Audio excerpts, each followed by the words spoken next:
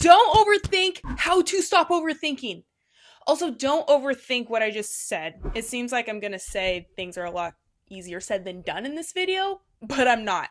I'm actually going to explain why athletes overthink, why trying to stop overthinking usually makes it worse, and what you could do instead so you could finally start playing with your instincts again. What's up, guys? I'm Coach JoJo, a mindset coach for athletes who struggle with building and keeping confidence in their sport. I was once an athlete who played at the Division 1 and 2 level that loved their sport with an overflowing amount of confidence, then lost all of that confidence to the point where I was going to quit, but persevered and gained all that confidence back. I've been at the point you guys are at, and my channel is all about showing you how to get confidence back or grow it in the first place and to actually keep it for the long haul. Now let's get into today's video. Overthinking in general sucks, but when you're in the middle of competition, it's even more detrimental. Honestly, I use the term overthink because I think it resonates with a lot of you more, but it's truly just thinking. If you are thinking at all during competition, you will not be able to play. And you're probably like, how am I not going to think? My brain is constantly on. We think 60,000 thoughts a day.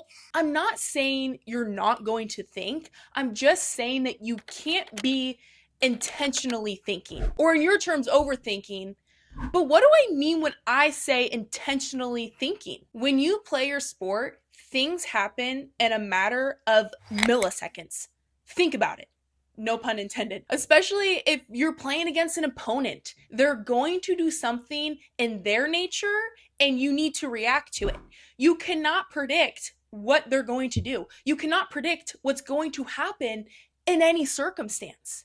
You need to be playing in the world of unpredictability, which might seem really scary to you. When I was an athlete who lacked confidence my first 2 years of college, that totally seemed scary to me, especially being a type A and needing to be in control at all times type of person. Like, I have to give up control. I have to give up power? The unknown scares humans. We want life to be predictable so that we could be in the known. This is because it's a survival mechanism. It's literally built in our DNA to be safe from threats, and being safe from threats means knowing what's going to happen. It means predicting the future. The problem is that that's impossible unless you've been on a journey for many years and have unlocked the power to predict the future. But if you're a normal human being like myself, then I'm sorry to tell you, it is impossible to predict the future. So if you are somebody who's overthinking, you're thinking before every play. You're trying to predict what you want to do, what play you want to make, how you want to represent not only yourself, but the team. And you're also thinking during every play. You're wondering if what you're doing is good enough. You're wondering how to move, or if you're moving is good enough, or if it's perfect. And you're also thinking after every play. You're wondering if you just made the right play. You're wondering what your coach is thinking or how the crowd is reacting. You're beating yourself up for what you just did. So why do you do this? Why do you think before, during, and after every play that just happened? You have this expectation of what you want to happen. You strive for it. And it doesn't have to be super clear, but it's there. You get so scared of not getting the result that you want. You get so scared of messing up, of making a mistake, of judgment, of disappointing people, of getting taken out and sitting on the bench, of not being perfect. And you think that all of those things could be avoided if you control everything. And when you want control of everything, you're thinking. You're intentionally thinking.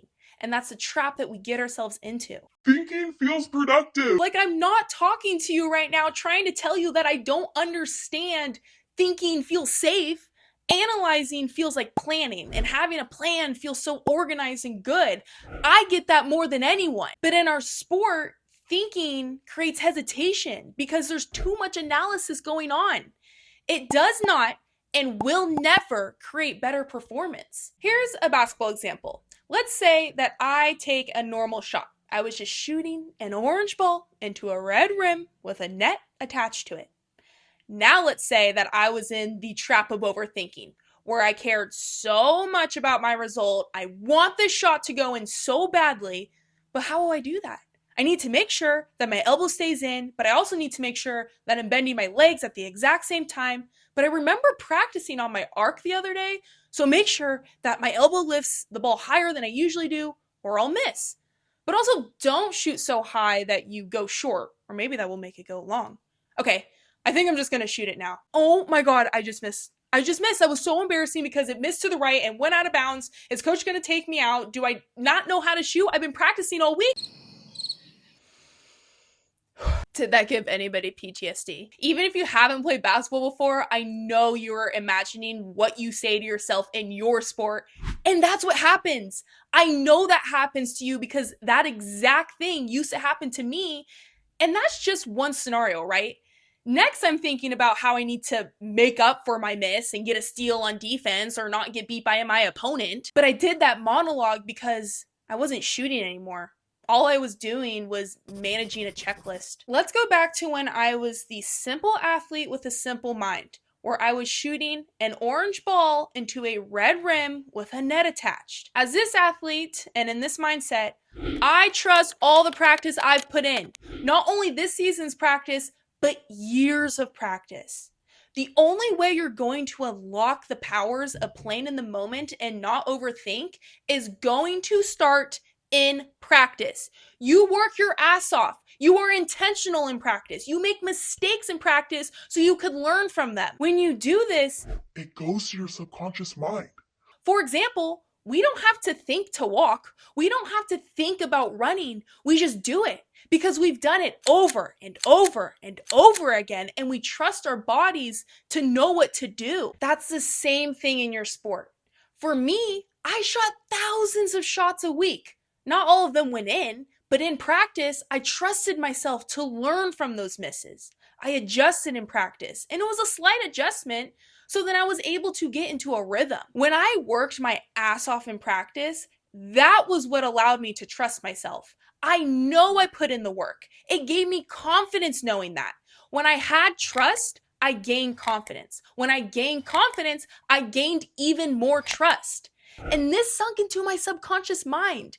It allowed me to apply it to the games. I was able to play with trust and freedom because I had already done the work. There's no second guessing what my result was going to be. There's no overthinking before the play or during the play or after the play. I didn't need to do that anymore. I was finally playing with my instincts. Think of it this way. Practice is for fixing and building trust. Competition is for expressing that practice. It's going to take time, or maybe you could watch this video, get inspired, and immediately apply it. It's very, very possible that could happen. But I also don't want you to get disappointed or discouraged when you have a hard time with allowing yourself to trust practice right off the bat. Another unintentional pun. Everyone's process is different, but this is also going to allow you to understand your own process. How do you like to talk to yourself? What works best for you? How does this make you feel? Give yourself patience and time to trust yourself. Because I also want you to realize that even the most confident, fearless athletes still make mistakes. They still aren't always happy with their results, but they keep trusting. They keep improving. They keep getting better each day. So if you take one thing away from this video, let it be this. You're never going to think your way into playing freely. You're never going to think your way into certainty. And you're definitely never going to think your way into a perfect performance. The athletes who play their best literally step into uncertainty and the unknown, trusting themselves anyways. Because sports are so unpredictable. Mistakes are going to happen. Bad plays are going to happen. Bad games are going to happen. And the more you try to control all that, the more trapped inside your own head you'll become. And that is not the goal at all. So stop trying to control every outcome. Trust your preparation, trust your practice, trust your instincts, and then go compete. Go freaking compete your heart out. Because at the end of the day, that's all what this is about. Not becoming the perfect athlete, but becoming an athlete who can trust themselves enough to play freely and have some mother freaking fun. Thank you so much for watching, and thank yourselves for taking the time to work on your mind. It's super crucial in your sport to work on your mind because your sport is 95% mental and 5% physical. Don't forget to hit the subscribe button on the way to my next video. I will see you in a few seconds. Bye guys.